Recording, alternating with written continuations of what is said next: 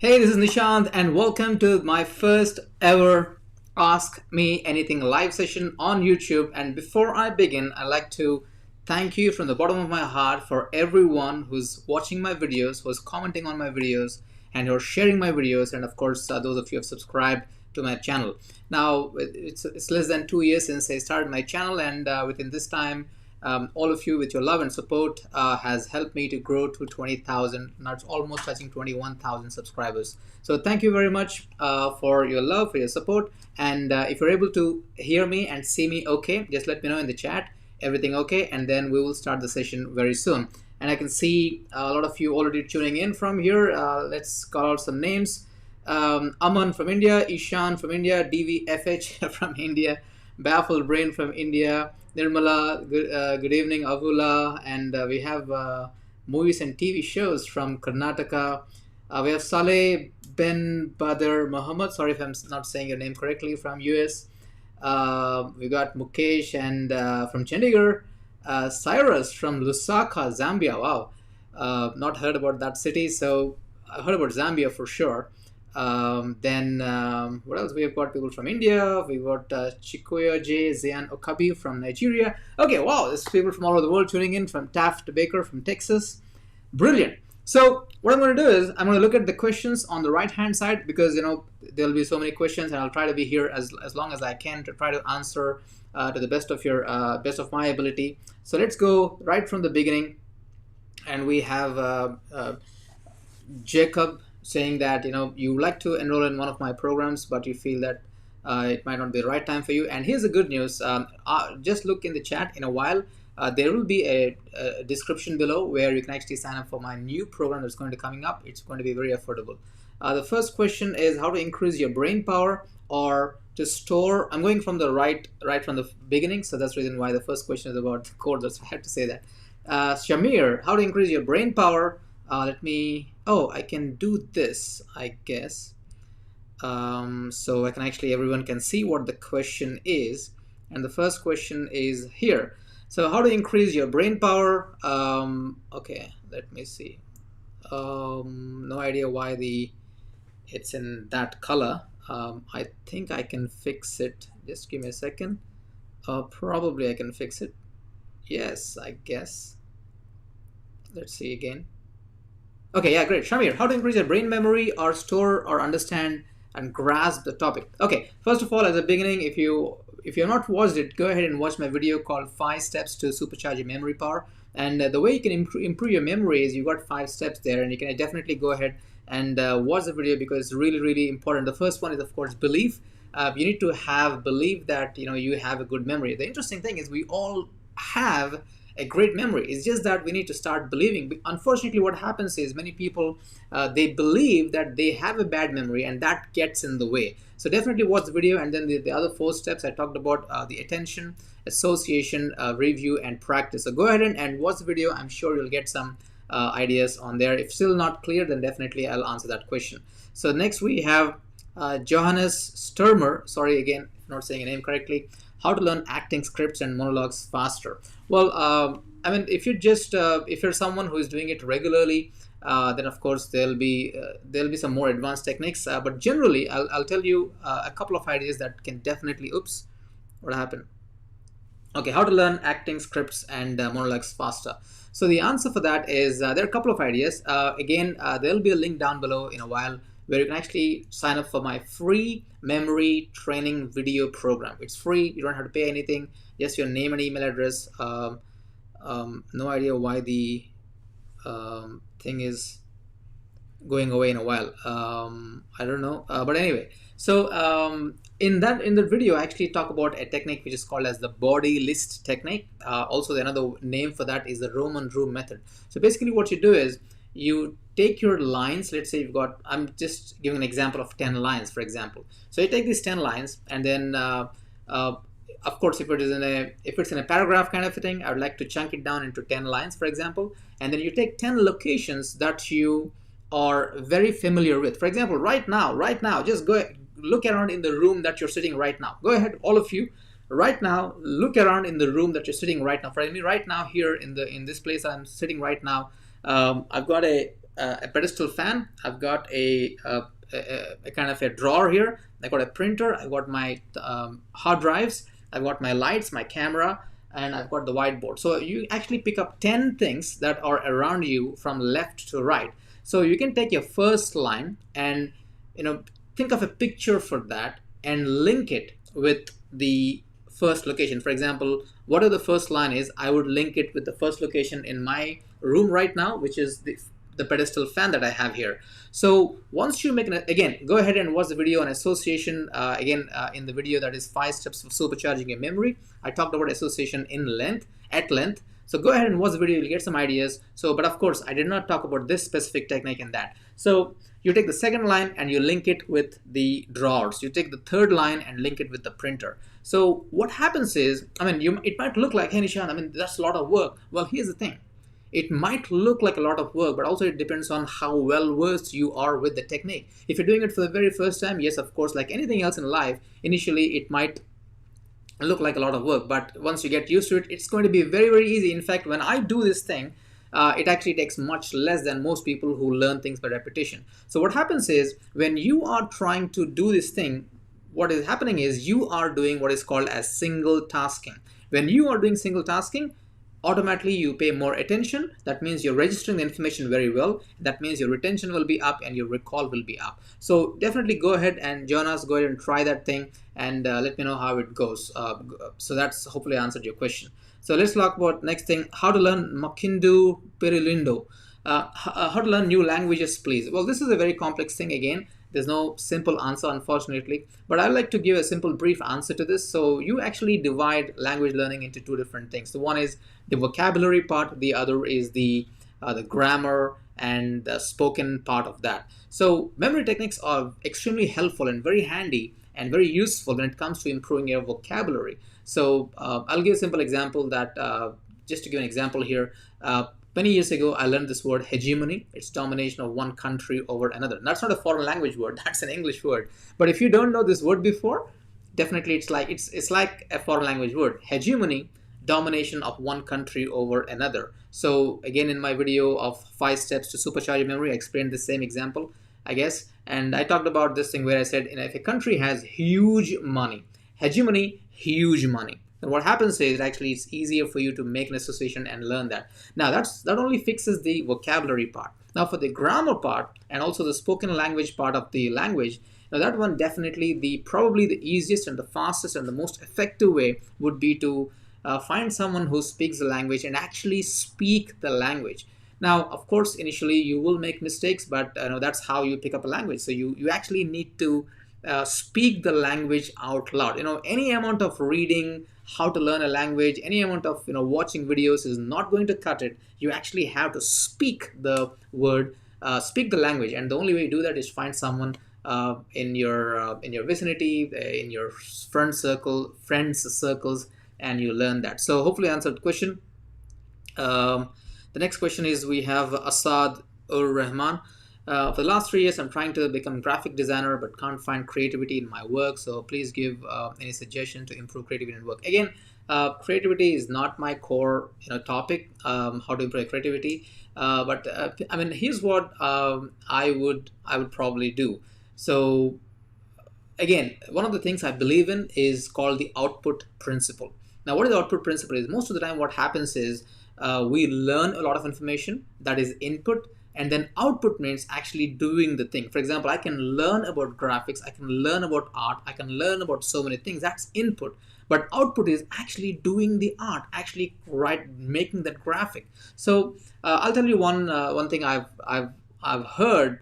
People become creative when it comes to video editing and video making. So one of the things I've learned some people do, you can try this out. I'll give an example for video editing, and you could probably do the same thing for graphics as well. So they'll take a short trailer video of a movie, let's say for example 2 minutes video, and they actually should try to shoot the exact copy of that as practice. You're not really competing with a movie of a trailer. You watch a movie for 2 minutes and you note down and write down all the shots. Okay, there's a car coming from the left hand side, and there's the first person comes up onto the screen, and then the first person meets the second person, they'll say a word. So basically they recreate everything with their own actors, with their own props.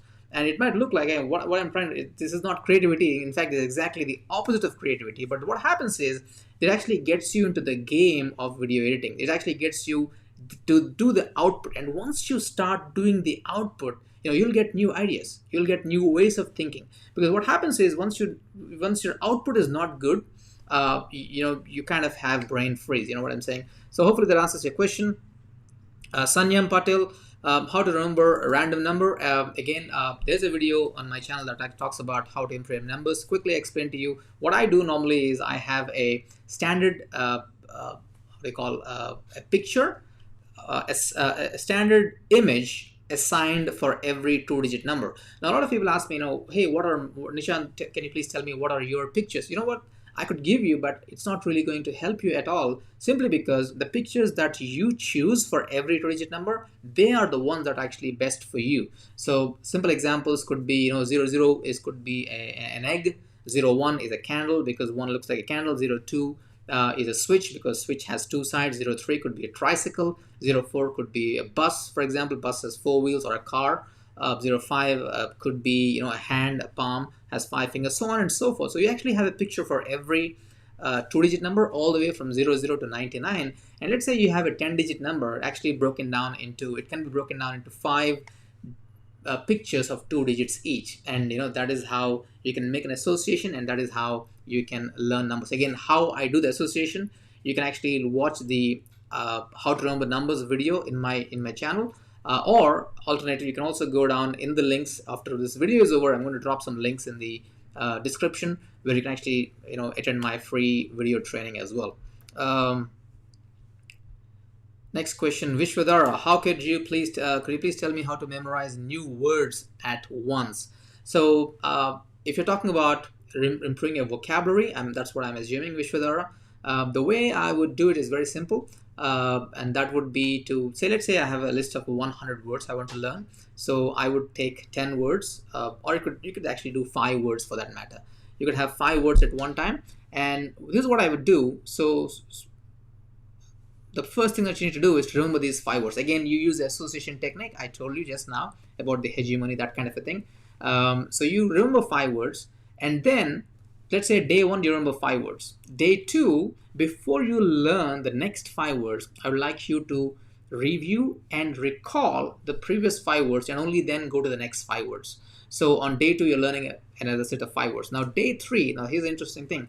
Day 3, before you learn the next set of 5 words, I would want you to recall. Now there's a difference between review and recall, and that's a very critical difference when it comes to improving a memory. Review means you actually go through the information. Recall is you cover the meanings with your hand or with a paper and actually mentally recall what the meanings of these words are. So once you do that, what happens is you're making sure that you learn the first 10 words before you go to the next 5 words, right? So every day you do 5, and you can actually have a goal for, okay, when I come to the 10th day, I would review all the 45, 50 words and then go to the next 5 words. And after that, you take 50 words at one chunk, and then that is how you do. Every 10 days, you learn 50 words, and you would learn it in the way I suggest, and hopefully that helps. So great, and then let's see, let's go down below and see some more questions. People from Frankie from India, Nirmala from Ajmer. Okay, so this one, Ishan, how to increase memory power and remember anything by just reading once. Wow. Okay, here's the interesting thing about that is to be able to get to a stage where you can remember something just by reading once. Initially, you have to read and remember something multiple times. So this is a very counterintuitive thing. So this is like anything, right? For example, if I want to run a marathon, obviously I can't run a marathon the very first time I'm running. So maybe I'll start with, I don't know, 100 meters. If I've never run in my entire life, I'll run 100 meters, and then I'll run 200 meters and 500 meters, so on and so forth. So, but to be able to come to a stage where you can read something and boom, you just learn everything instantly, it's going to take a lot of practice to be able to go there. It's definitely possible. Again, you can take my free video training, or if you have the resources, you can go and buy my online course where you can actually learn more in-depth information on how to take your memory to the next level. But here's a concept which is very important. There's a thing called as conscious competence and conscious competence and unconscious competence. Conscious competence means, you are learning something, and then at the time of learning you are aware that you're learning, and so that's what typically happens. That's many people have the conscious competence where, oh, I know I'm learning and this is how I'm learning. But there's also a next level called as unconscious competence. That is, that's called a second nature. You've heard people saying that, oh, she's so good at drawing, that's second nature to her, right? So how does it happen? Do you think that suddenly that person is born with an ability? No, probably they have done a lot of drawing, and then boom, one day they're able to just do it without even thinking. They're in the flow, they're in the zone, they're just learning information. They're just drawing just like that, but it looks like they're in that, the flow, that they have achieved the unconscious competence. So the answer to your question is, initially it takes some time. So again, go back to the 5 steps I told you in the 5 steps to supercharge your memory video. Practice those a number of times, and then you'll be able to get into the unconscious competence zone. Nirmala Devi, how to remember complex names. The same technique I would use for remembering vocabulary as well. For example, let's take my word Nishant. Now, Nishant is an Indian name, and definitely people from India, you've heard this name before. There's also a very famous movie by the name Nishant. So it probably you heard this name before. So it's not difficult or complex name for you. But there are people from Zambia here, there are people from the US here, there are people from Nigeria here. Now for them, Nishant is definitely a complex name. So the way I would rather remember a name is very simple, is I try to convert that into some kind of a picture. So Nishant is not a picture. So this is the thing, right? The human brain remembers pictures easily compared to, any information that is not in a picture format, right? So Nishant, no picture. That's the reason why you might hear a name and then boom, it just goes away. But what if you try to convert this into some kind of a picture? For example, Nishant sounds very similar to the Japanese car company called Nissan. Now, is Nishant and Nissan, they're exactly similar? No, they're not. They're not at all. But these are called the trigger words. So when you think of the word Nissan, you think of the word Nishant. So basically what you're doing is you take a complex word and you try to convert that into a picture and make it easy for you. So hopefully that answers your question. From Chandigarh, Mukesh, yeah, great. Then we have Sanyam, we already talked about it. Okay, now we have Avala Dharneshwar Reddy. How to avoid procrastination and how to concentrate more time on studies. Now again, procrastination is a huge topic, and it takes practice to be able to eliminate that. But one of the things, maybe I should actually make a video on procrastination at length, but here's a quick tip on how to avoid procrastination. Now, many times what happens is procrastination is usually, again, there's different layers of procrastination. Sometimes there could be big, belief issues, self-esteem issues, fear issues. That's the reason why people procrastinate. But at the end, one of the important things is when people procrastinate, the biggest problem is getting started. For example, let's say, I have to do 10 things. I'm looking at my project. I'm looking at, oh my goodness, I have to learn these 10 things. Oh, I don't know, it's overwhelmed. But the thing is, first of all, it's humanly impossible for anyone on the planet to do all the 10 tasks immediately. Is it possible? Can you do everything right now? You can't. You can only do one thing at one time. So irrespective of how big a book that you have, let's say you had 1,000 pages book and you're thinking, holy cow, when can I read this whole book? Hey, you can't read 1,000 book today. You can only start with one sentence. You can only start with one paragraph. You can only start with one page. So the reason I'm telling you that is procrastination, what happens is when people think, oh, I've got these 10 books to study, 10 subjects to memorize, or 21 different things to do. Well, yes, you have to do it. But then you know what? There's a saying called, how do you eat an elephant? You eat bit by bit. So how do you do a big project? You do bit by bit. So if you're procrastinating constantly, try this thing as a project for a week. Don't do it just for one day and see that it's not working for me. Just do it for a week. And the project is this. Write down what is the first and the simplest thing that you can do to get started, not completion. Get started. The problem is when you think of, oh, I have to read 1,000 pages, your mind is thinking, oh, I have to read 1,000 pages. Oh my God, I can't do it. But let's say my goal is to read the first page. That's it.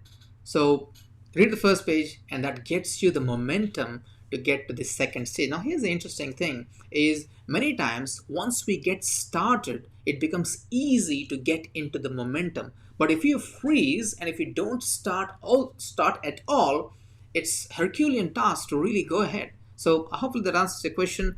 The answer to your other question is how to concentrate more on studies. Again, I've got two videos, long videos on this thing, and definitely please go and watch those two videos. This exactly says that, and how to concentrate on your studies. And also I made two videos. One video is how to deal with external distractions, like the noise is coming from outside, or your Wi-Fi, or your phone notifications.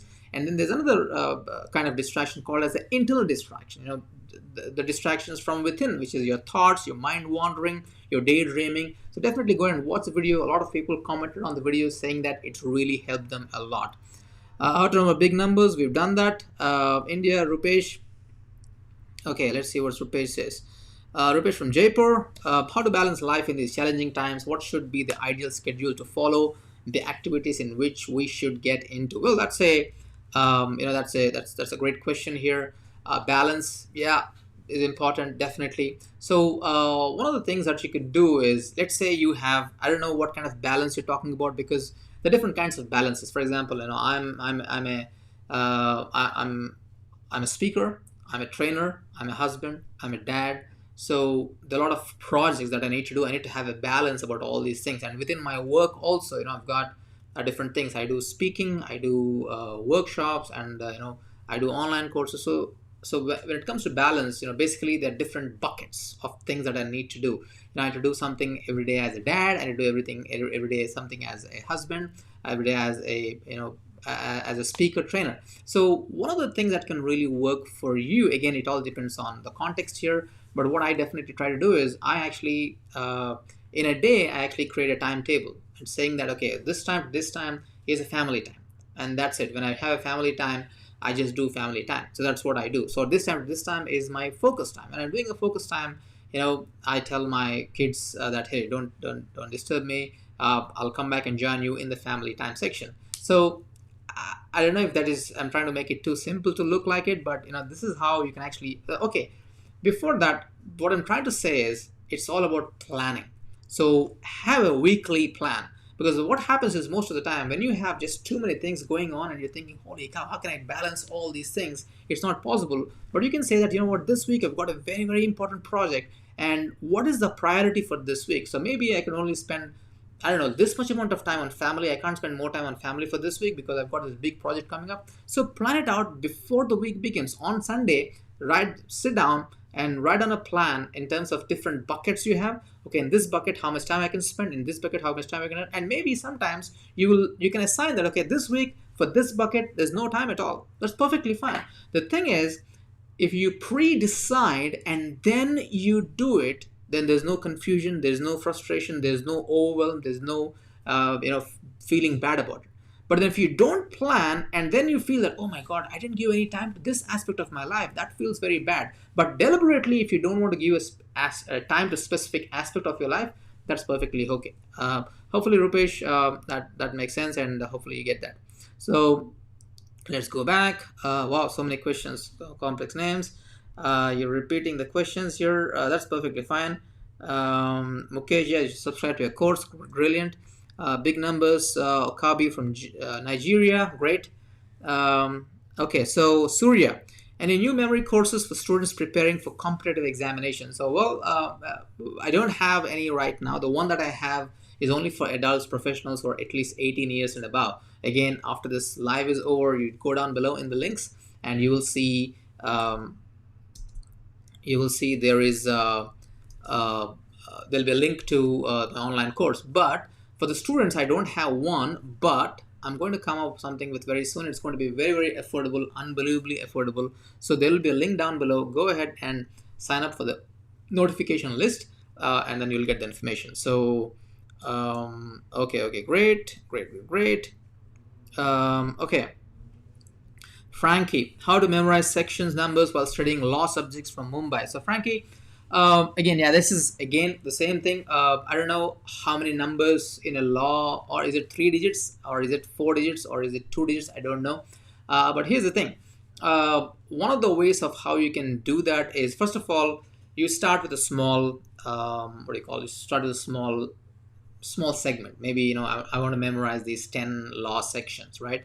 So see, there are three or four things that you, whenever you want to learn anything at all, anything means anything at all, it always starts with a couple of things. Like, I keep saying this. Number one is the belief that yes, I'm able to do it. So don't get frustrated, don't get overwhelmed, don't think that I can't do it. The first thing is the belief. So let's get that out of the way. And when it comes to the actual technique, a couple of things that you need to do is, number one is visualization, number two is association, number three is review, and number four is recall.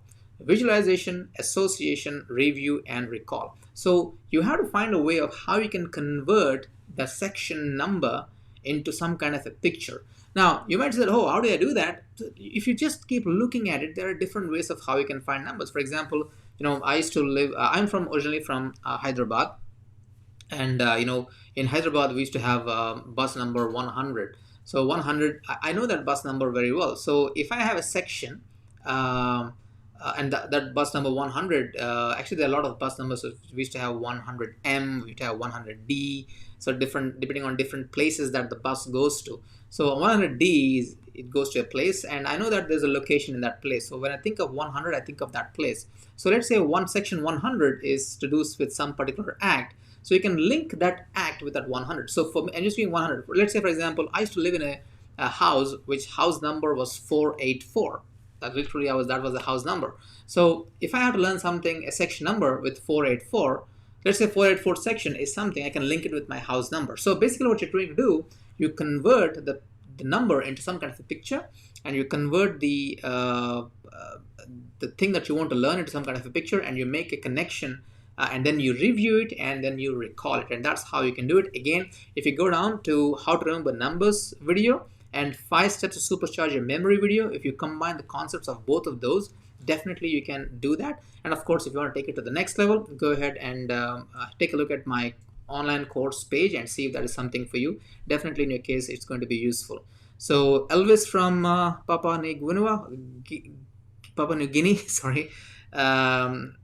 Santosh Kumar, how to improve photographic memory? The answer is photographic memory as they show in the movies, it really doesn't exist. Unfortunate, sorry for the bad news. There's no really, when someone does something extraordinary, it looks like photographic memory, but it is not. It's a lot of practice. For example, there's some people who can just, they can just sing a song just like that. So it might look like, wow, this person is gifted. No, there's a lot of practice behind that. So again, it goes back to the 5 principles I talk about in the video. Badon from Bangladesh, welcome. Cruzan from Philippines, great. Sorry, I can't read your name, it's a different language, but you're from Israel. Pranav from Pune, Nirbala from Rajasthan. Okay, we answered all these questions. Big numbers, complex names, numbers. Damilola Kareem from the United States, welcome. Numbers. Let's see, how to remember anything by studying only. Once we talked about that. Numbers, procrastination. Okay, how to develop focus. Movies and TV shows. What's your name? Movies and TV shows. I like the name. How to develop focus and learning. Focus on learning. Oh, by the way, I have another video that talks about 7 steps to learn anything effectively, and I did talk about focus in step number 2, actually, in that. So I'll just tell you one of the easiest things that I do. I do it every day of my life. In fact, I've done it today multiple times, and the technique is called 50-1-0. You set a timer for 50 minutes. In fact, I have an app on my phone where I actually use that. It's called Focus Time. You can actually download another app called Focus Tomato. On my computer, I have another app called Tomato. Basically, it's a tomato. It's called a Focus Tomato. So it's a technique from Pomodoro technique. Pomodoro is actually Italian for tomato. Okay, what is 50-1-0? It's based on Pomodoro technique. Now, Pomodoro technique means simply this. You take a set period of time, usually 25 minutes. That's what many people suggest. And in that 25 minutes, you do only one thing and one thing only. Pomodoro technique is simply working in small chunks of time. Now, what I do is I have a technique called 50-10 inspired by that. So 50 is I set a timer for 50 minutes, and 1 means I only do one thing in that 50 minutes. So one big project or one big thing or one main thing. I just do one thing, and 0 means 0 distractions in that 50 minutes. So that's a simple technique. I do this a number of times throughout the day. So there are some days where I do only 3 of those sessions. There are some days in my life where I do 10 of those sessions. But 50-10 is, it works like magic. So go ahead and try that. Okay. Then we have numbers, photographic memory. We talked about that. Okay, we have Cyrus. I want to learn how to study more information in a short time. So yeah, again, there are actually. So here's the thing. That's a good question. I picked that. That's the reason I picked this up. I want to learn how to study more information in a short time. Now, the interesting thing is, sometimes you need the right technique to study, right? For example, I can replace the word study with learn. It's not only for studies, but also students, it's also for everyone, adults as well. So one thing is to actually learn the techniques. The other thing is to avoid the obstacles. Now, that's a very big, important thing. For example, you can have the world's best technique on one thing, but if you're not eliminating the obstacles, what happens is this technique is not going to help you move forward. So the reason I'm saying that is because in my channel, I have a video called the 7 traps, the 7 deadly study traps that you should eliminate. And once you eliminate those traps, it becomes easy for you to use any technique. For example, you can actually go to my video that talks about how to supercharge your study skills, and you can use that. But most importantly, make sure you avoid the 7 deadly traps. And that reminds me of a story a long time back. I heard this where there's a person. He gets on the boat and he starts rowing the boat, and he realizes that, hey man, why is my boat not moving? Then he looks for, oh, am I rowing properly? Is my technique correct? Am I standing properly? Am I sitting properly? Is my length of the oar correct? And all that stuff. But still, nothing seems to be working. And after some time, there's one guy who observes this boat guy and then say, hey, why are you not going ahead? And he says, yeah, I don't know why I'm not going ahead. And the guy on the shore, he says that, hey, the reason why not going ahead is because your boat is still tied to the pole. It's still tied to the pier. Now, it might look like a funny thing. I mean, you can say that, oh, Nishant, that's crazy. Who would actually row a boat by having their boat still tied to the pier? Well, here's the thing. This is just an example. It's just an analogy. Sometimes what happens is we're trying very hard and we are using the right technique. We are actually rowing the boat. We have the right rowing technique. We have the right oars. We have the right everything. But then the boat still doesn't move forward. And the reason for that is because there's something that is stopping us from behind. In this case, the rope. And for studies, for being a good student, you have to eliminate these 7 things as well. So go ahead and watch the video. I'm sure you'll get some information.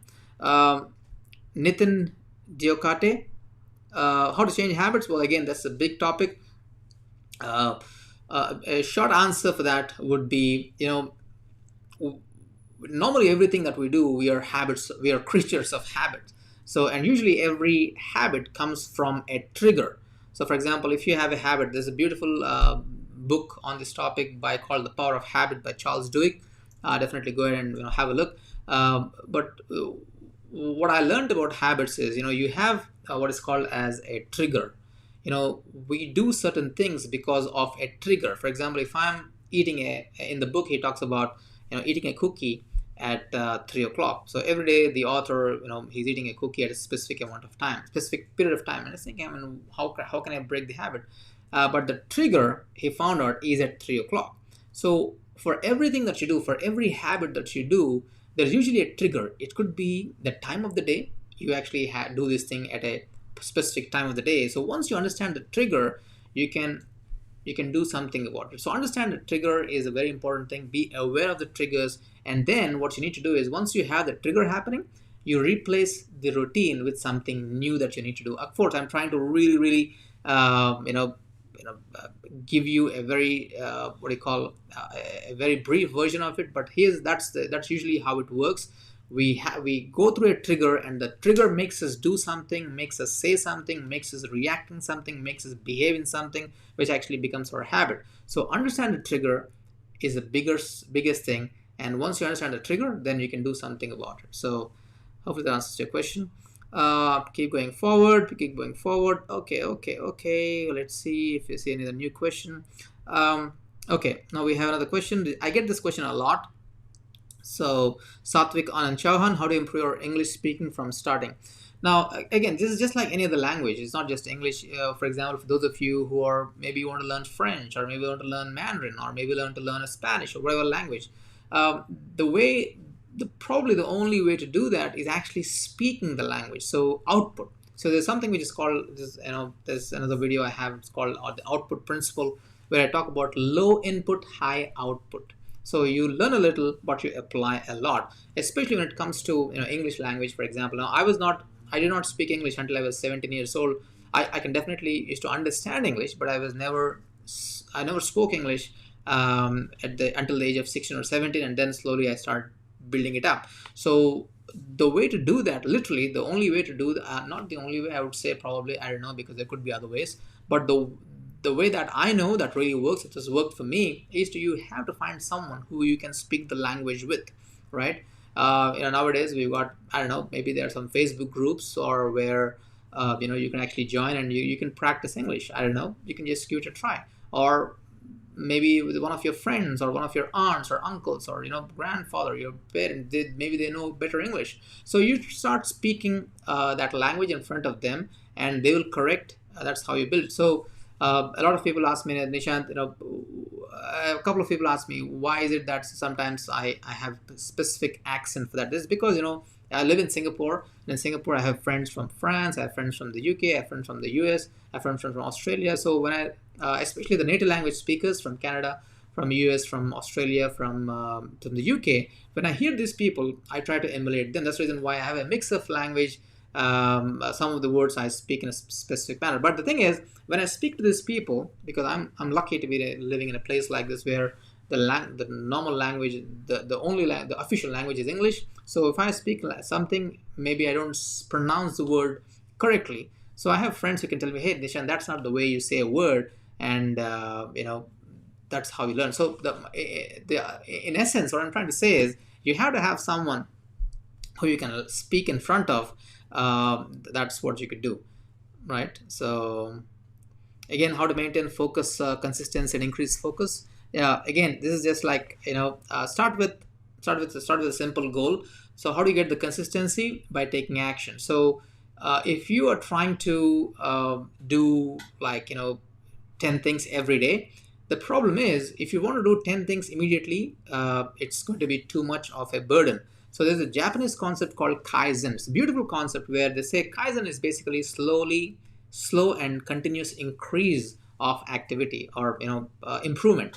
So maybe day one you do, I don't know, 3 things, right? And you do it for a week, and then slowly increase it to 4, slowly increase it to 5, slowly increase it to 6, and within no time you'll be actually doing 15, 20 things in a day.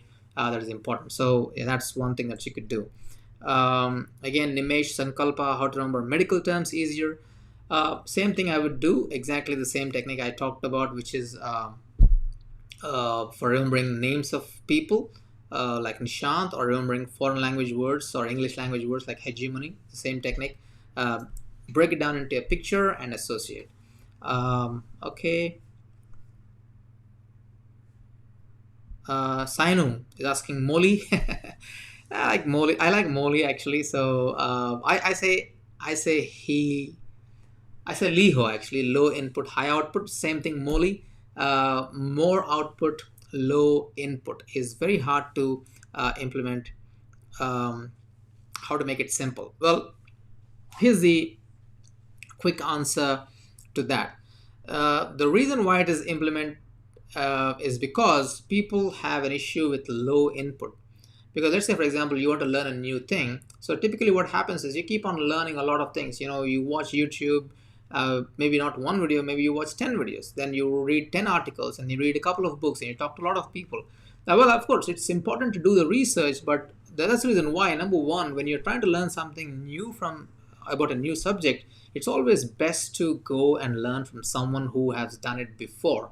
So go for the experts, right? So talk to an expert or read a book from an expert. Expert is someone who has achieved the goal that you want to achieve, not someone who's written a book about it, but the person who actually has achieved the goal that you want to achieve. And you go and ask that person, or you read that person's book, and you just take just one principle, and you apply it 5 times. I know sometimes it might look like, oh wow, that will that not slow down?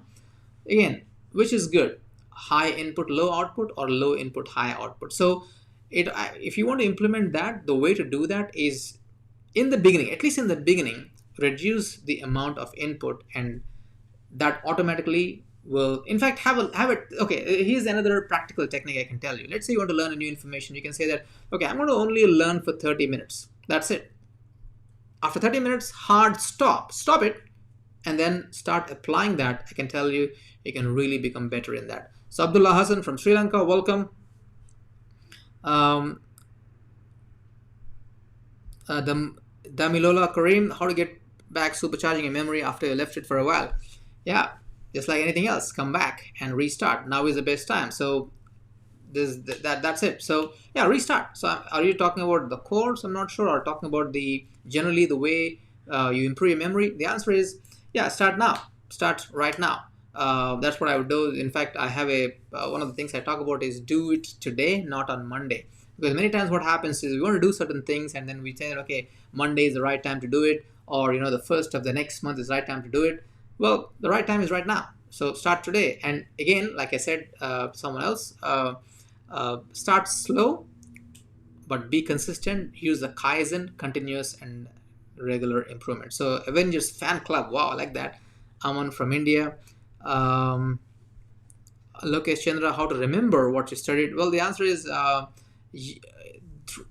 three things: learn, review, recall.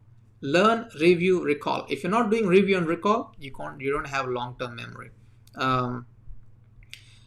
Shivam Gupta, how to extract the max out of 24 hours in terms of productivity? Well, that's a very good question.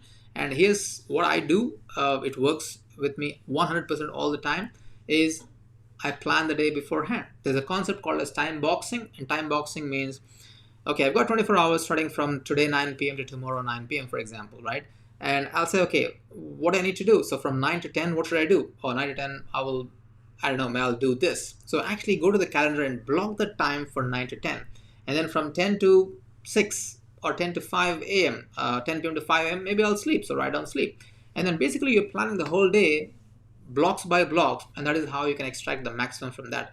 Because typically what happens is when you wake up and then you think, what to do today? what should I do today? Okay, let me just check my Facebook first, and then I'll plan it. There you got it. So you're actually losing out time on that. So it's about pre-planning. Pre-plan the day. In fact, I pre-plan my day, I pre-plan my week, I pre-plan my month, I pre-plan my year, and I slowly work it backwards. That's how I do it.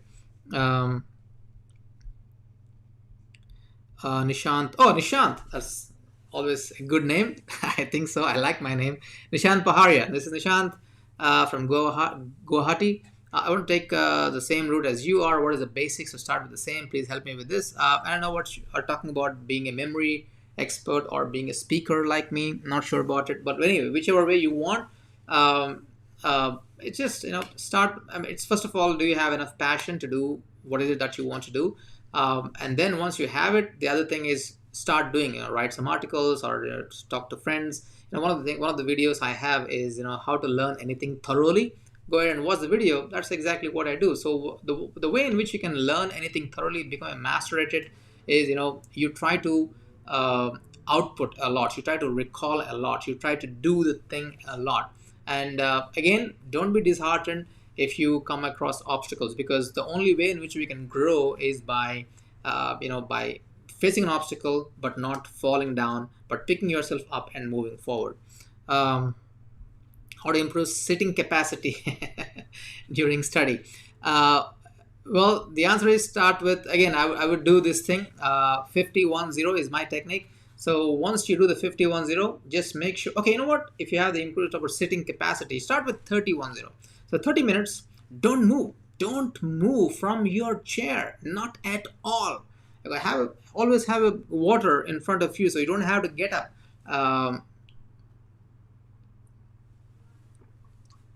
Don't have to get up and go to the kitchen to get water and then totally get distracted. So 30 minutes, decide I'm going to sit here for 30 minutes and I'm going to do as much work as I can do, and slowly increase it to 40 minutes, slowly increase it to 50 minutes, and that's how you do it. uh, Farhan Ali from Muscat. Sino again, same, how to get maximum output in 24 hours. I told you already. Um, okay, again, I answer this question, Shubham Gupta. Yeah, I'm finding it very difficult to assign images to them. So one thing that you could do is, go to Wikipedia and type the number. For example, let's say you are stuck with a number for 32, for example. Just go to Wikipedia, type 32, you'll get a bunch of answers, and you can choose the one that appeals the best to you. It's definitely counterproductive if I give you my pictures to you, because it really doesn't work that well, right? By the way, for those of you who want to take it to the next level, again, I have a course on how to improve memory, where I go about remembering numbers in detail, much in a much deeper manner. But for Shubham, that's one of the things I can tell you. Kirti Kamate, how to remember lots of facts and figures and information. Well, whether you want to remember lots of facts or you want to remember few facts, basically the technique remains the same. So you have to be really good with a few things. Okay, the few things, again, I keep saying this a lot because that's the secret of my improving my memory. The reason why I have a good memory is because I do this again and again and again and again and again and again and again until it really becomes unconscious competence. And what are the things I do? Visualization, association, review, recall. Visualization, association, review, recall. I'm going to repeat one more time. Visualization, association, review, recall. You got to become good in all these things, and once you do that, you can learn a lot of information, and more importantly, you can retain information for a long time. Oh, okay, my good friend is here, Shirley Taylor. Sometimes we all lose our motivation and just feels lethargic and can't make progress. How do we get our energy and enthusiasm back when we lose our mojo like this? Thanks, Shirley, for saying that. And in fact, I've got my own episodes of losing mojo in my life, where sometimes we wake up, we know the things that we need to do, and but still you don't feel like doing. And I know that Shirley, Shirley is a good friend of mine, and she's one of the most productive people I've seen. She's an author, she's a speaker, amazing woman. Great to be her friend and mastermind member as well. So the answer for that is what I try to do to get back from my mojo when I lose it, and I keep losing it. And I think it's probably human nature for people to get into that kind of a slump sometimes. I think one of the things that you need to do, one of the things that I try to do is, which really works for me, is in the whole day. Let's say, for example, I've been having this lack of mojo for, say, continuously for 3 or 4 days. So one thing that I try to do, one of the things I learned is actually two things. Okay, number one is the whole day just do one thing only. So the thing is, you should try to do at least one productive thing every day of your life. So some of you might be thinking, Nishant, that's I want to be really 100% productive. So if you ask me to do just one thing, that's not really good. Well, I'm talking about times when we lost our mojo, where we can't even don't even feel like doing one thing. So I would say just take up the tiniest thing that you could do. It doesn't even have to do with it's your core work. It could be if you're just go and take a walk, for example. So that is the first thing, is do at least one thing that you need to do. And the second thing, which is what really a differentiator, is do something that is uncomfortable. Right? Because one of the things that we always try to do is we get into our comfort zone a lot, and it happens time and again for us. So comfort zone, in fact, one of the things that really helped me a lot in my life is trying to always try to get out from comfort zone. So sorry for this, my throat.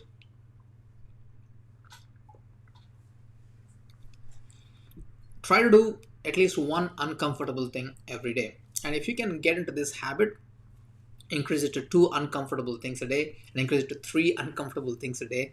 And that is how you do it. So hopefully I answered your question, Shirley. Thanks for joining in. How to improve setting numbers.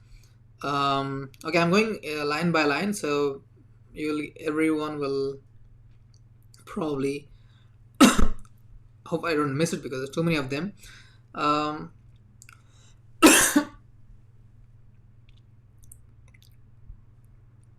well, the most effective way of sitting so as to increase the concentration. Well, I mean, it's really not much about any effective posture. If you're talking about posture, I would say anything that makes you comfortable but not too comfortable. I mean, if you're crouching down too much, not a good idea. Or if you're too stiff, that also can make you tired.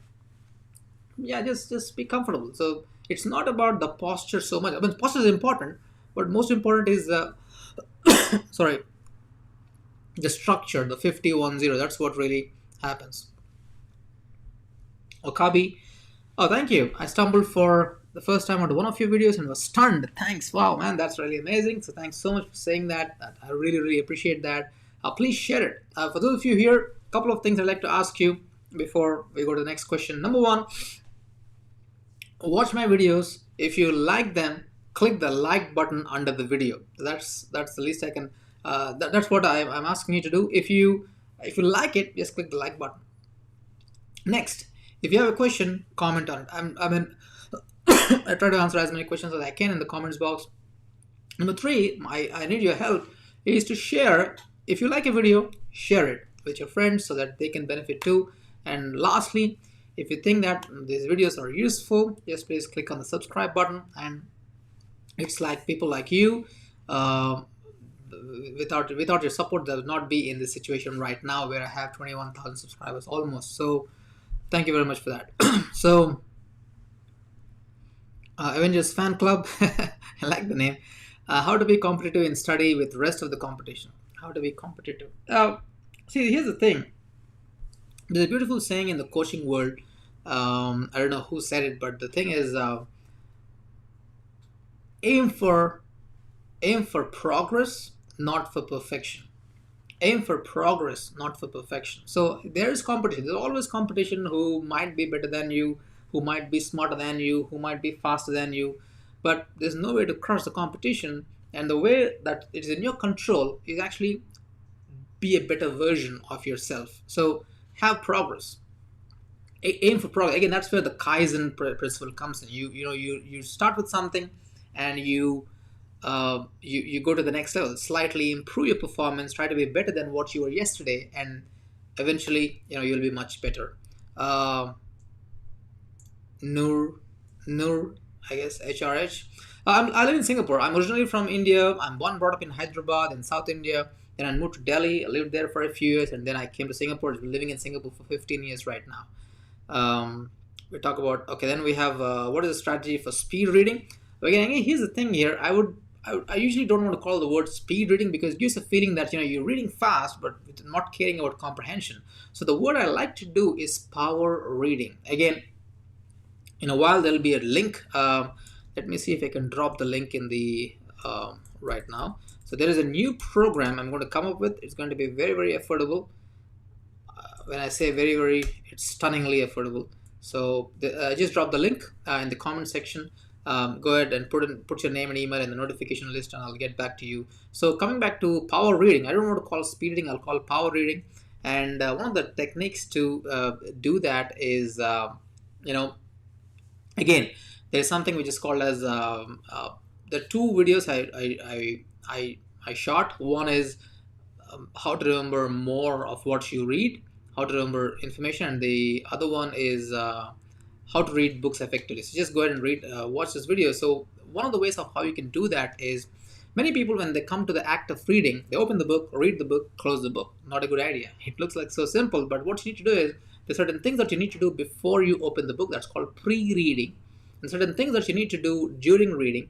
And then there's certain things that you need to do after reading, which is the post-reading. So pre-reading, reading, post-reading. So when you do all these three things, that is how you'll become a power reader. So go ahead and definitely check out how to do pre-reading, how to do post-reading.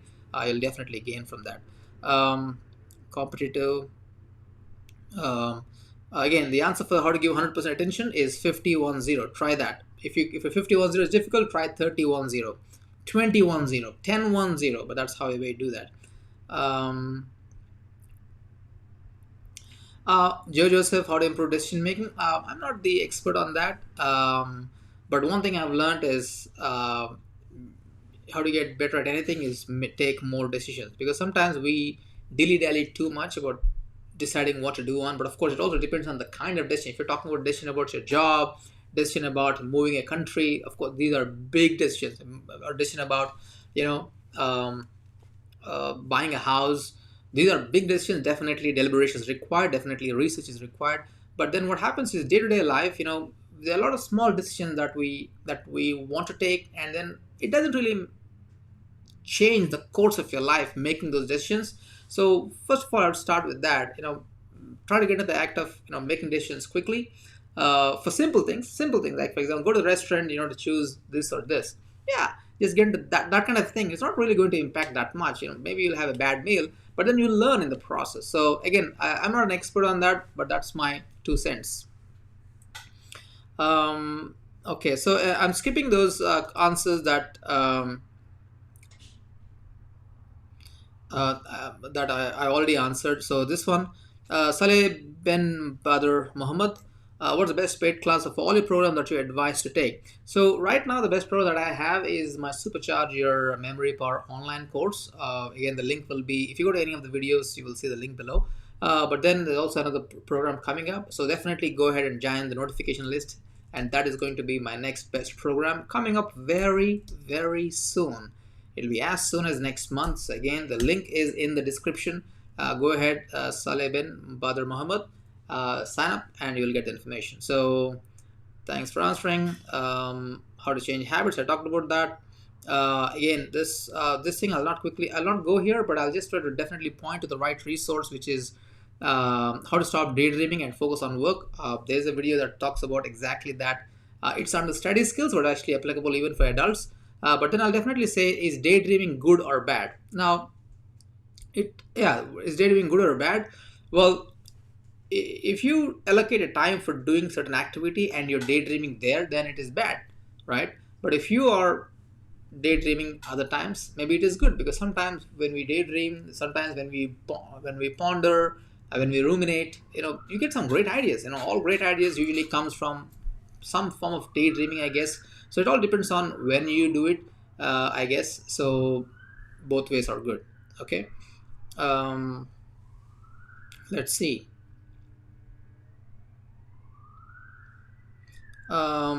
Okay, so Elvis Viri, how to stay focused every minute.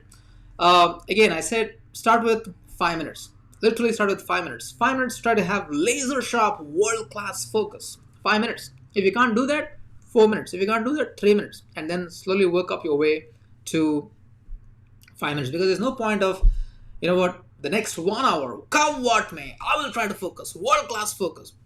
And then we fail, and then we think, oh, it's not for me, focus is not my game. Well, start slow and improve the thing. And definitely, whether you do 5 minutes or 10 minutes or 20 minutes or 50 minutes, the 1-0 is critical. Choose one thing that you do for 2 minutes and do that thing only, and don't do anything else. Zero distractions. Okay, how to learn impromptu learning skills, impromptu speaking skills. Yeah, Tyagarajan. Usually it comes from, I guess, speaking a lot, and also having an expertise on a specific topic. If you become an expert on one topic, and you become really good at that, and then someone asks a question, or someone you have to make a reference, boom, you could just talk about that. So I think it's about trying to become an expert in a body of knowledge. That is what probably will help you with that. But then also there's some other things, like if you go and look for online, there's something which is called as the prep formula, I guess. Point, point, then there's this reason, example, and point again. So someone asks you something about an opinion, so you state the point, PREP, state the point. R is reason, so you state the point and you state your stance on that, and then you give a reason why you think like that, and give an example of that, and then you state the point again. So that's a simple example I thought I'll give you. Aman Kesarvani. Aman Kesarvani, please tell me something about your module 2 of your course. Okay, so module 1 is the mindset of memory. Now, here's a very interesting thing, because what happens is when people want to improve their memory, the first thing they want to do is, oh, give me the technique, give me the technique, give me the technique, give me the world's best memory technique. Well, I can give it to you. That's what the program is all about. My program, Supercharge Your Memory Power online course, that has the world's best memory techniques on it, 100%. But then, before you learn the technique, you need to have the right mindset. The mindset is very important. And then you learn the technique, because what happens is, how many times you learn something online, you go somewhere online, and then you try to apply and you don't get the results, and you're thinking, why I'm not getting the results? Because sometimes mindset is more important than skill set. And that's where the module 1 talks about. I know you're talking about module 2, but I want to tell you, but module 1 is critical. And then we come to module 2, where I talk about the memory formula. Now, it's very similar to what I explained to you in my 5 steps to supercharge your memory, but then I go deep into that, and this is my framework. Every time I remember anything in my life, I use the memory formula. There's a structure that I use, and I go deep into that. And of course, you've got exercises, you've got action plans, and you've got a comment box there, and you can go and you can ask me questions about your specific situation. I'll definitely answer that. So hopefully I answered your question. How to come out of comfort zone, like I said to Shirley just a couple of minutes ago, is try to do at least one uncomfortable thing every day, and then that is how you can. I know it's very easy to say that, but try to mix. For example, you have a few uncomfortable things in your life that you need to do, and grade them. Okay, what is little uncomfortable? What is medium uncomfortable? What is like unbelievably uncomfortable? I'm not asking you to do unbelievably uncomfortable tasks every day of your life, at the beginning at least. So start with a little uncomfortable things, like I can do it, but I'm not in the mood to do that. Start with those where you have the ability, but you don't have the mood to do it. So start with simple things like that and get into that thing. I can tell you this thing. So every day I have this goal of doing at least 3 uncomfortable tasks, and that makes my life very, very productive, right? So, okay, typical Sham. It's a typical question I get all the time. Does music help in concentration and studying? That's $1,000,000 question, and unfortunately, however, I'd like to answer this question. Really, there's no good answer for that, because for some people it helps, for some people it doesn't. As simple as that. It's a person-specific thing. There's some, for example, there's something which is called the white noise. There's something which is called, there's some people who actually work better in coffee shops, and they're okay with the noise, with the chatter going on. There's some people who put on their headphones and work. So the answer for that question is this. Okay, there's no right or wrong answer. It depends on the person specific and also topics. But here's the important thing: if you are doing a lot of thinking tasks, where you're doing a research and all these things, thinking. Usually, it is said. Usually, again, I say it's a cautiously. I'm saying that. Usually, they say that try to not have music, because that can interrupt the flow of thought. But again, there are some other people on the other extreme where for them it actually really works. So again, unfortunately, there's no good answer for that. So my suggestion is, this is what many people do not do, right? So my suggestion is 1 week learn with music and 1 week learn without music. And then see what happens. What works best for you? What is the thing that you feel good like? If you're really progressing, you're getting good results, you're really ploughing through, you're going forward, you're on a roll, and you're able to listen to the music, say, hey, why not? Why not? Go ahead, do that. Okay, competitive.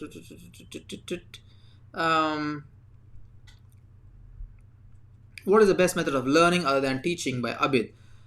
Yeah, teaching is definitely one of the best ways to do that. And the best method of learning is, again, there's a video which some of you definitely have watched this.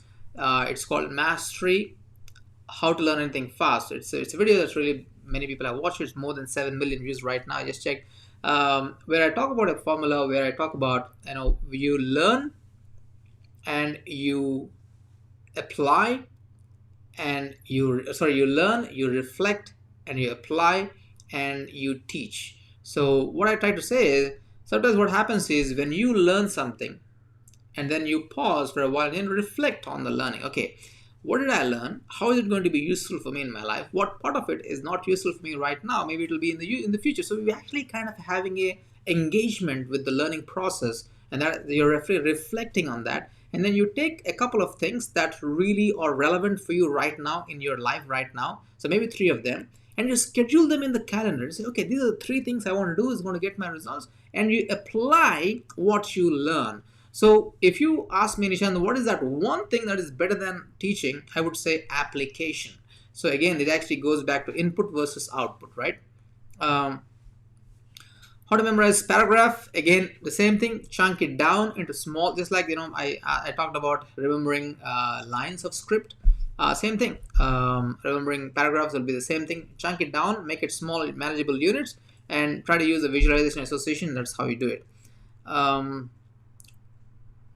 How to learn, again, same technique.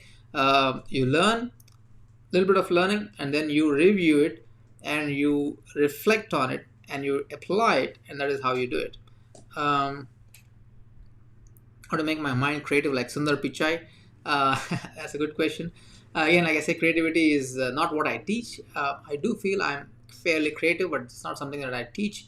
But I think it's if you look at people who are really, really successful, I think one of the things that they really do is, they spend a lot of time on doing the uncomfortable things. They spend a lot of time on doing application, doing the things rather than just learning about it. So if you get into the habit of learning, this is one of the things. That's why one of my quotations is this: don't be addicted to learning, be addicted to taking action, and that's how you become a better person. Okay. So let's see.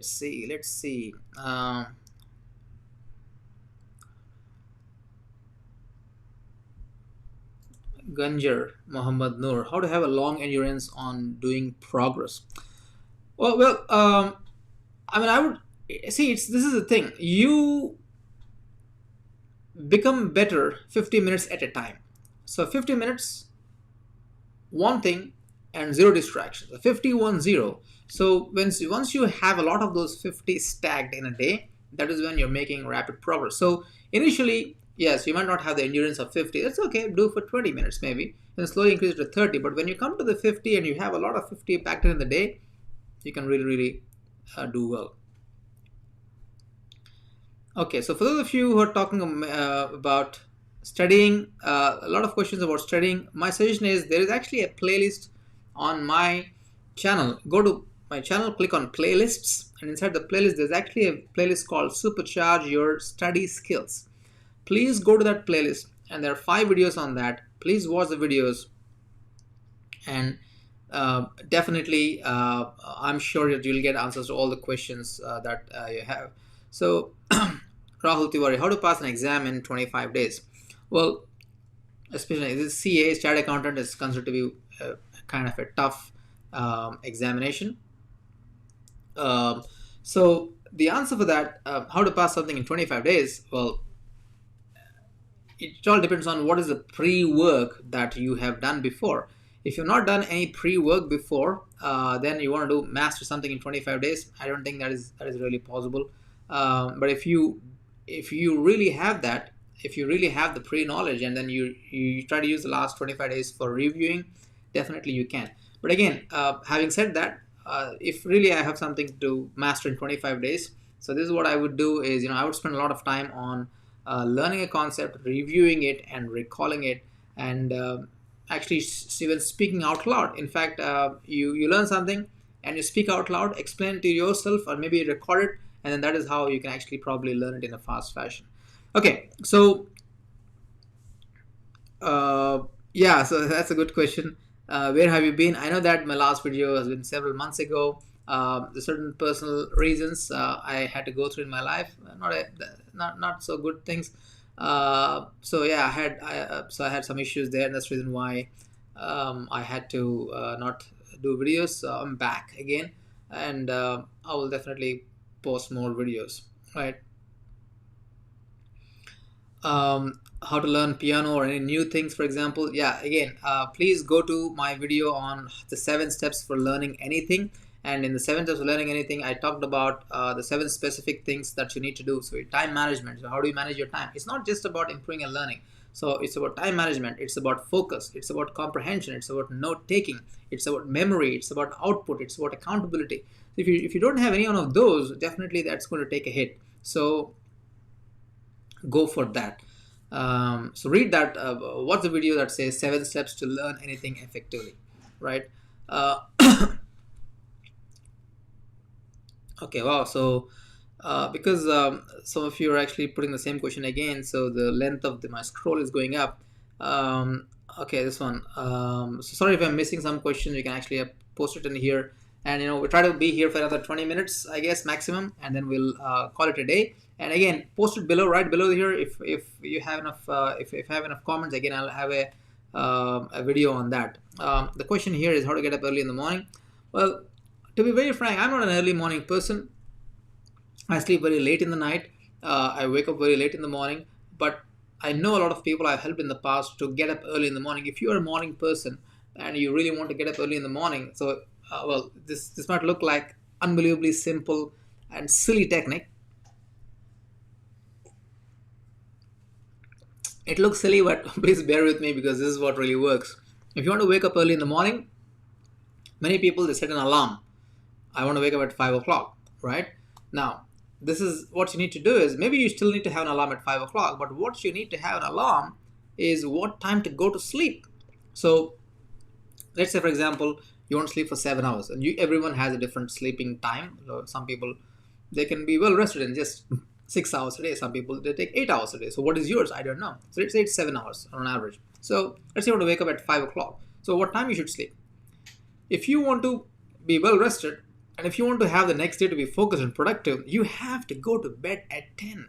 There's no other way. There's no two ways about it, right? So you can't be sleeping at 3 o'clock and then you expect to wake up at 5 o'clock. Maybe you can, but it will not be productive. It will not be focused. So my suggestion is have an alarm at 10 o'clock.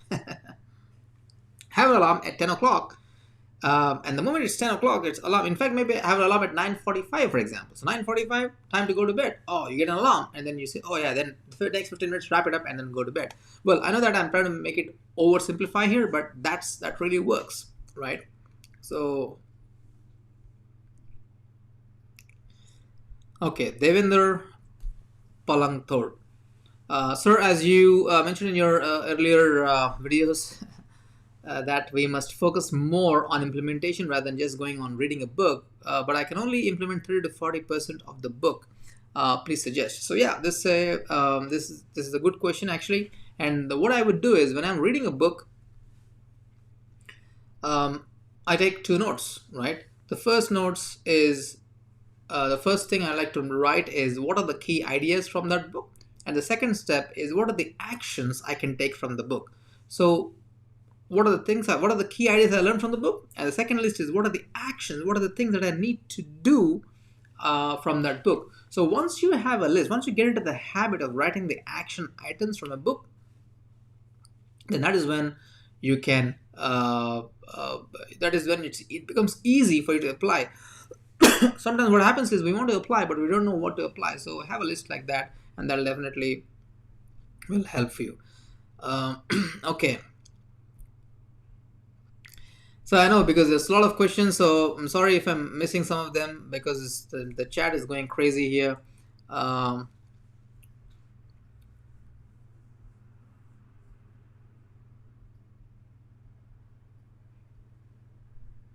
Okay, so how to, okay, so yeah, so this, for example, the same one here, how to learn languages fast, everything. So again, please what's the 7 steps to learn anything fast, and that is what you would do that. Again, my simple technique for that would be, again, so you learn something and you specify, in fact you ask your teacher, okay teacher, I've learned this thing, what are the actions I should take, not what are the things I should revise. Go and ask your teacher, what are the actions I should take, and your teacher will tell you these are the actions that you need to take. And because your teachers are much better than you and that subject, that's the reason why they teach in the first place, so they'll tell you, Gaz, they'll tell you, hey, this is what are the actions that you need to take. And once you understand what actions to take and you practice that a lot, and that is how you will do that. Okay.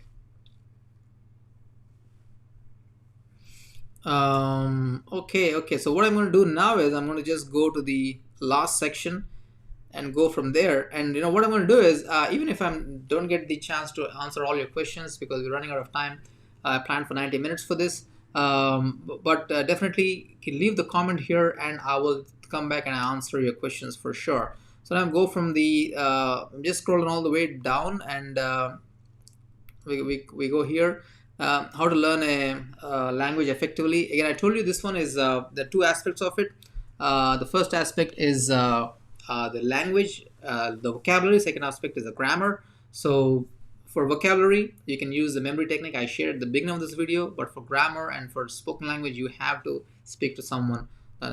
So, how does a person without a fixed future goal cannot really achieve anything? Well, okay, that's an interesting question here, because again, there are some people who might seemingly have a lot of things in their life without having a goal, but generally, this is kind of, I would say, definitely, if you want to achieve something, you need to have a goal. For example, there's this beautiful thing that is said that everything is created twice, once in the mind of the person, and then other is in reality. For example, when this cup was invented, the cup did not just come like that. The person who designed the cup actually thought about it. He had a goal. He or she had a goal. Oh, this is the kind of a cup. This is the kind of a color. This is how the thing has to be, and this how should be the milliliters of that. There is a goal. That is, the goal was there. It was created in the brain first. It's created in the mind first, and then it became into reality. It just doesn't come into existence just like that. The same thing. If you don't have a goal, you can't reach it. As simple as that. So that's the thing here. Hopefully I answered that question. Next is how to be good at math. The answer for that is math is one of those subjects where you don't try to remember or memorize. I think the important thing to be good at math is to understand the logic behind it. So one of the important things, again, I talk about the 7 steps of learning anything effectively. One of the steps is actually comprehension. In fact, step number 3 is comprehension. So in math, you need to understand the logic of why certain things are there. You understand the concept behind the formula, and that is how you can be good at math. The other way is, once you understand the concept, again, you do practice. That's, of course, another thing. Next. What should I do if I want to meet you? Yeah, two things, couple of things. If you are in Singapore, you can just go to my website, romanishant.com. You've got an office. Call me. Call my office, and then we can set an appointment. More than happy to meet. But if you're living outside, then you can again go to my website and put in your name and email address and your contact number on my website, Romanishant. And then if I'm coming to your country or in your city, I will definitely let you know, and then probably we can meet up. So I would like to definitely meet with as many people as possible from this community, because you're the people who really supported my channel. So definitely I'd like to do that. Okay, so I'm not serious about my future. Well, yeah, it happens. Like, people losing mojo is something which is very common. So one thing I like to do is start with a simple goal. Aspire for that. It could be a simple, like, it doesn't have to be work related. It could be a weight loss goal. It could be spending a little bit more time with your family, or it could be writing an article every day, or it could be any of these things. So start with something small, and then that is how you can actually go for it. So King Khan, good study method for medical students. The answer for that would be to use the same technique that I use for vocabulary. Okay, here's a little bit complex here, because medical student, one of the things medical students require a lot is remembering technical terms, technical jargon. For that, you can use the association technique, which I talked about at the beginning of this video. But generally, otherwise, I would just say the same techniques I would say for everyone. You need to comprehend, you need to understand the concept behind it. It might take a little bit long time. And then if you can try to visualize, actually I think medical students, probably it will be slightly easier if you try to visualize the concept in your head. So it's visualization, and then you associate that with something that you already know, and you review and you recall. Okay. If you want to talk to me over the phone, yeah, please go to my website, enter your name and email address, and tell me what is it that you want to talk about, and my office will get the information, and then we can set up an appointment. No problem. Okay. Okay, some of the things I'm skipping because I don't have much of opinion on them. So procrastination, I talked about it at the beginning of the video. So unfortunately, if you just join in, just we can maybe, oh, this is what I'll do. I'll try to see if I can do timestamps, so people who are coming back and watching this video, you can actually go back and look at the timestamps. Um, okay, okay. So 20. Yeah, how to memorize 20 30 books for a student, especially a CA aspirant. So yeah, okay, this is the thing, memorize the 20 to 30 books. It might look like a lot, but like I said at the beginning of the video, it all starts with the first book, and in the first book, it all starts with the first page, for example. So one thing that you can do is, out of the 20 to 30, let's say for example 20. So 20 to 30 is a big range. Let's call it a 20 books for that thing, and then it's okay. You know what? Definitely go ahead and watch the thing which is the 7 steps to learning anything effectively, because especially for you or anyone for a year for this matter, if you want to learn 20 books, so the first thing is you need to do time management more than learning, more than remembering, more than understanding, more than focusing. The first thing that you need to do if you want to learn 20 books, you need to manage your time first. Because if you don't manage your time, what happens is you want to read 20 books and a day goes by, you haven't even touched a book. Or maybe you touched a book, or maybe you read a couple of pages, but that's not the way it goes. You need to do the time management. Step number one is time management. Step number two is you need to have the focus, 510. Step number three is comprehension. So it's good to go slow, but learn the comprehension, because especially in any examination or anything in life, if you really want to understand a concept thoroughly, you have to understand it, you have to comprehend it.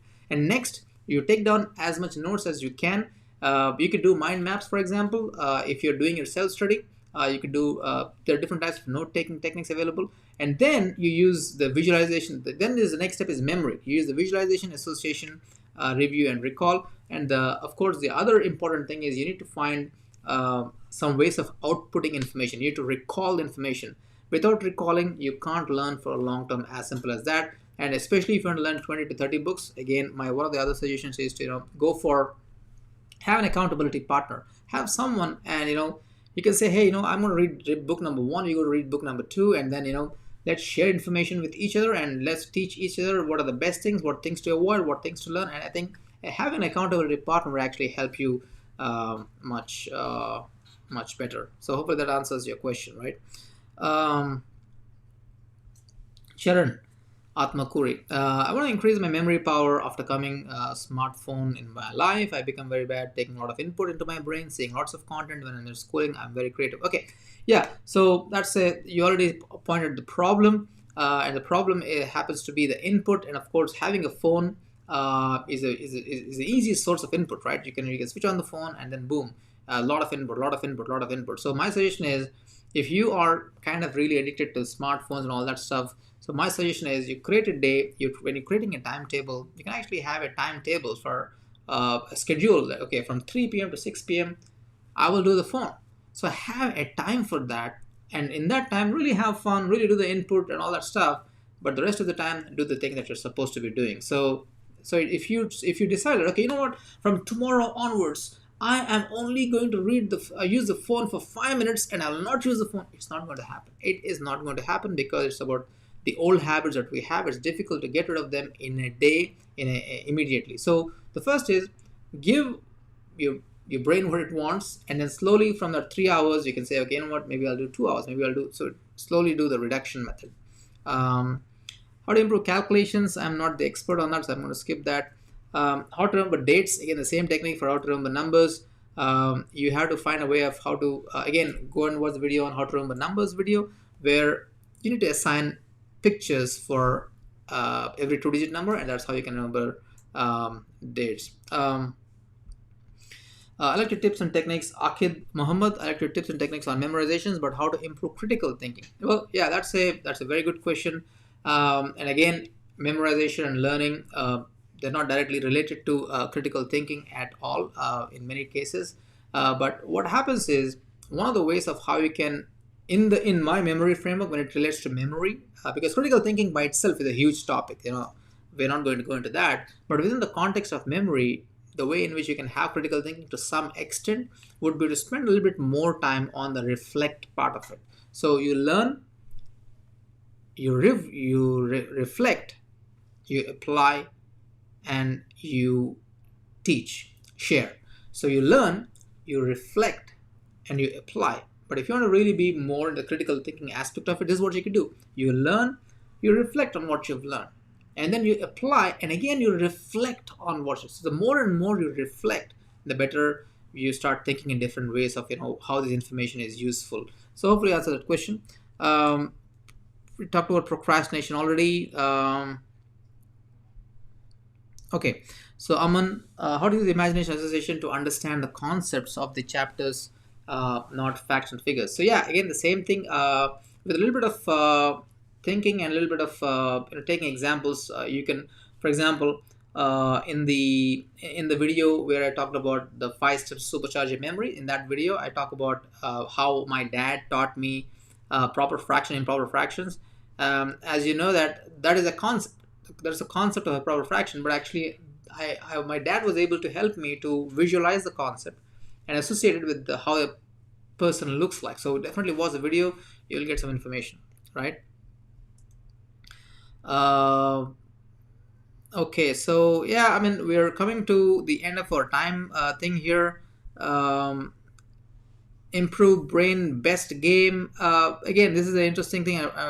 The reason I'm taking this question is improving brain best game app. Unfortunately, there is none, because there's now research that says that all these brain improving games, memory improving games, app stores, and all that stuff, or Play Store, they are good to only very small extent. The real thing, as far as I'm concerned, the real way of improving memory is not through an app, but through output, is through recalling, is through sharing.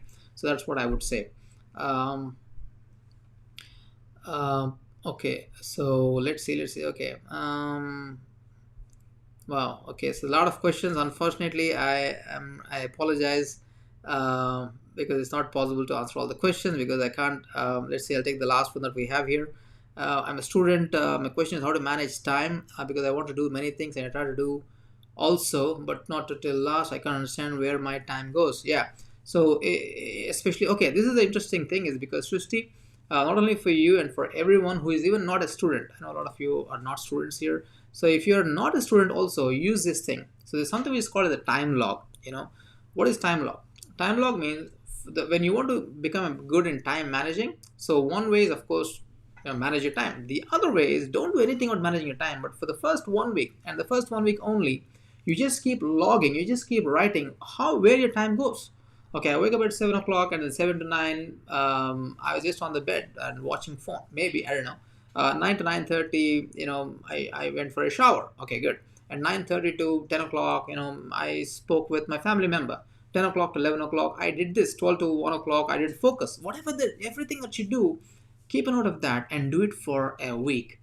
And after that, you start looking at the data that you have right now and your mind will be blown because now you know where the time goes, right? So because many times what happens is people have especially this is only for people who are, they're just wondering where does the time go.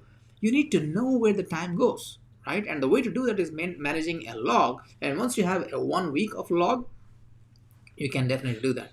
So, okay, so what I'm going to do now in the last 2 minutes is I'm going to take these questions and I'm going to do one sentence answer. So it's not going to be details because I try to do as much as I can. So first question is I want to be like you. Please say what's your profession. Please say okay. The answer is my profession. I'm a professional speaker, and the way to do is become good at one subject and share it with the people. How to improve communication skills is the way to do that. One sentence answer is take. Okay, how to improve? I thought I can do one sentence. I don't know. How to improve communication skills? Speak the language. Find a person who is speaking that language, and you have to speak the language. That's very simple, but that's how I am. So I'm really poor at recalling things. I'm 21 years old. What to do? Learn, review, recall. Learn, review, recall. Learn, review, recall. Is it possible to read 6-7 books in a month's time? When you have limited time? The answer is yes, but unfortunately, my question would be why?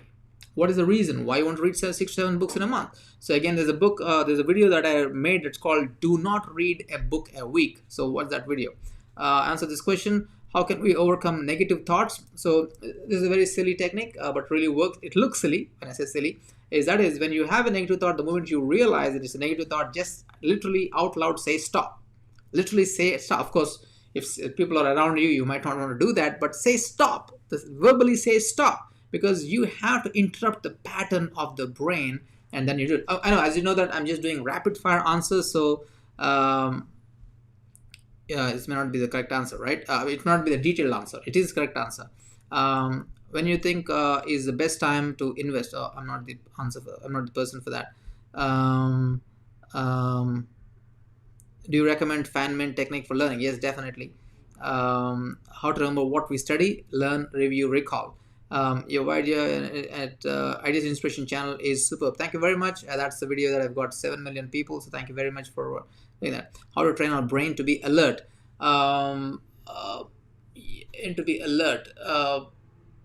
Okay, there's a good technique that you can do. This is called the instant replay technique. And what that means is, when, let's say, for example, you went into a meeting, you came out of the meeting. After you come out of the meeting, just mentally quickly recall what happened in the meeting, right?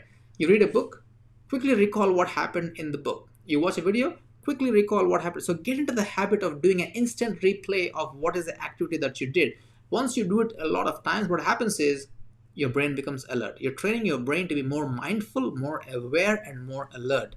Okay, so I'm going to take the last 5 questions, and I'm going to just answer these questions. In your visualization video, Aman, in your visualization video, you use the imagination technique to understand the Newton third law of motion, but you have not used association technique. Okay, so like I said, try to use as much of all these 4 elements. So you can use visualization, you can use association, you can use review, and you can use recall. If you do all 4, that's the best thing. So the reason, even in that video, the Newton's third law of motion, I still use the association because it's actually, we are trying to associate the concept of the Newton's law of motion linking with the concept of a rocket. That is association, right? I'm linking the concept of Newton's laws of motion with that of a rocket. That is already the linking. So that's where the linking is. Next question: are mentors compulsory to learn English speaking? No, you don't have to.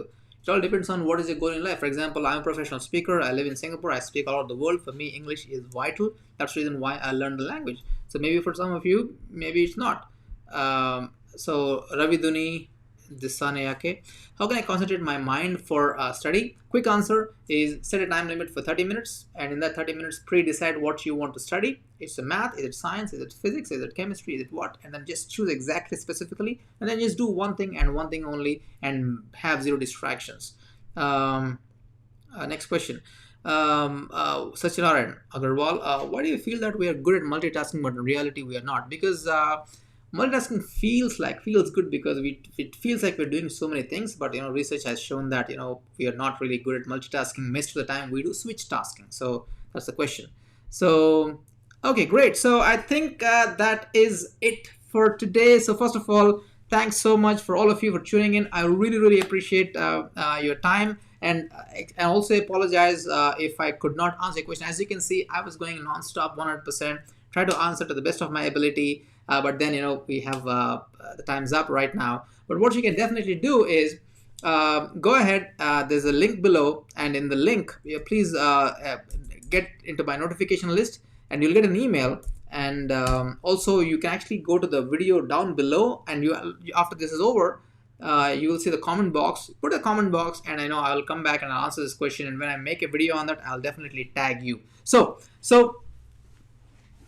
at the end, if I really want to give you one message to take home for you, the one message that I really believe in, the one thing that really is important for me is this. This is what I say: input gets you on the path. It is the output that gets you to the destination. Whether you're a student or a professional or a teacher or whatever you're doing in your life. So yeah, input is important, but let not input be a trap for you to going forward in your life. So what you do is you take something, you learn something, you take what are the things that I need to do, and you apply them, and then you become good at it. So I like to close this by giving an example of Bruce Lee.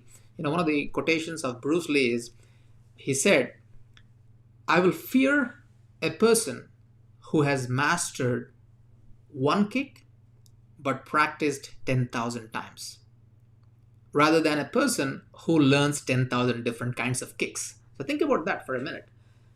What Bruce Lee said is, I will fear a person not who learned 10,000 kicks, because you can learn 10,000 kicks, but maybe you're not good at any one of them. But what Bruce Lee said was, I would rather fear someone, I'd be actually afraid of one person who learned one kick and who mastered 10,000 times. What that means is that person is an extra, is super good, world class, amazing in that one kick, because that person has done a ton of output. So I wish you all the best for this year and for every year from now onwards. And I know that we're living in a pandemic world right now. Things are not good. It's all going crazy all over the place. But here's the thing: keep learning, keep outputting, keep practicing, keep sharing, and most importantly, keep sharing this video if you like this video or any of my other videos. And if you're not subscribed to my channel, this is my request. Go ahead. If you like this content, please subscribe to my video. So thank you very much, and I hope to see you again, and thank you and good night. Bye.